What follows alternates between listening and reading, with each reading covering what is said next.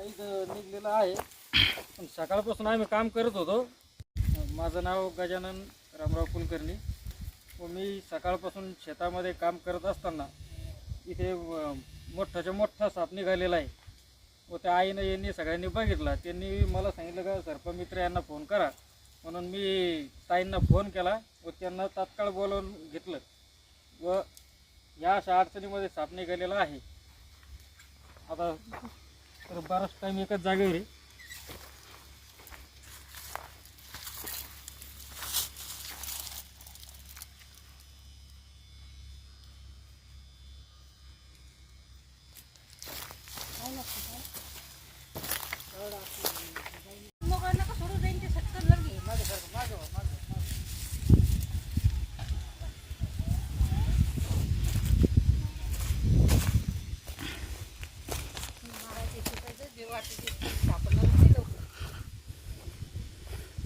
बघा तर त्याला आता आपण रेस्क्यू केलंय आणि काही वेळानंतर त्याला त्याच्या जंगली अभयारण्यात सोडून देऊया, ते पण वनविभागाच्या थ्रू.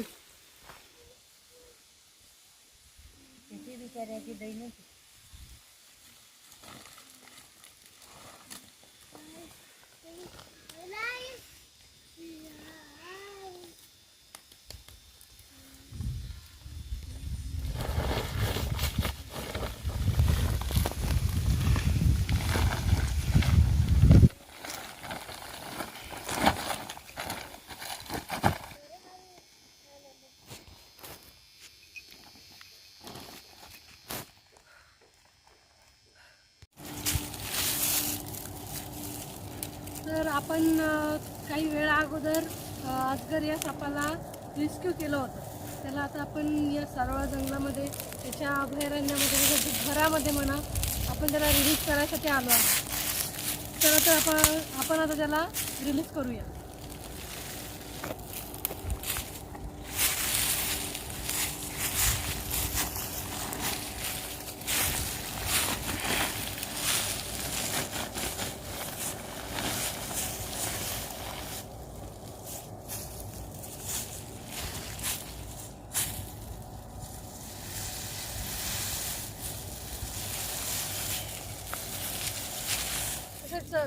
तसेच अजगराप्रमाणे आम्ही बरेचसे सरपटणारे प्राणी म्हणा, त्यामध्ये कोब्रा, घोणस, तस्कर, नाग असे बरेचसे विषारी बिनविषारी सरपटणारे साप वगैरे असतात. त्यांना आम्ही बऱ्याच वेळेस वनाधिकाऱ्यांच्या मदतीने जंगलामध्ये रिलीज केलेलं आहे. आणि हरण, तसेच बकरी व नीलगाय म्हणतात त्यांचे पिल्ले, तसेच ते जंगली सुअर असतात त्यांना सुद्धा तो खातो. आणि तसेच जर त्याला जंगलामध्ये त्याचं अन्न भेटलं नाही तर तो मानवी वसाहतीपर्यंत अन्न शोधण्यात जाऊ शकतो आणि तिथे त्याला तसेच आपले पाळीव प्राणी असतात, गाई वगैरे, हरणी, तर तो त्यांना खाण्याचा प्रयत्न करतो. आणि त्यामुळेच तो आपण माणसं स्वतःच्या स्वार्थासाठी जंगल उद्ध्वस्त करत आहोत, त्यांचं राहण्याचं घर हे मोडत आहोत. त्यामुळे ते मानवी वसाहतीपर्यंत येतात. जर आपण त्यांच्या जंगलांना नुकसान केलं नाही, झाडे वगैरे तोडले नाही, तर ते आपल्या मानवी वसाहतीपर्यंत क्वचितच प्रमाणात येऊ शकतात. ते जास्त प्रमाणात येत नाही. आणि शक्यतो अजगर हा दाट जंगलामध्येच राहतो, तो आपल्याला क्वचितच आढळतो. रिलीज केला आहे, आता आपण त्याला रिलीज करून दिलंय.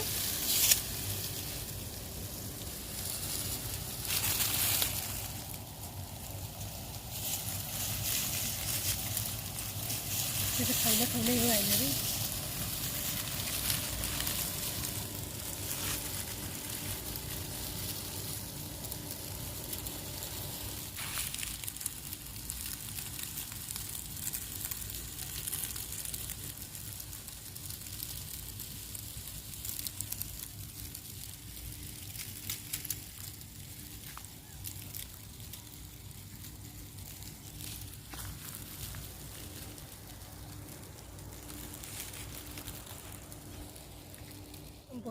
जय हिंद, जय महाराष्ट्र.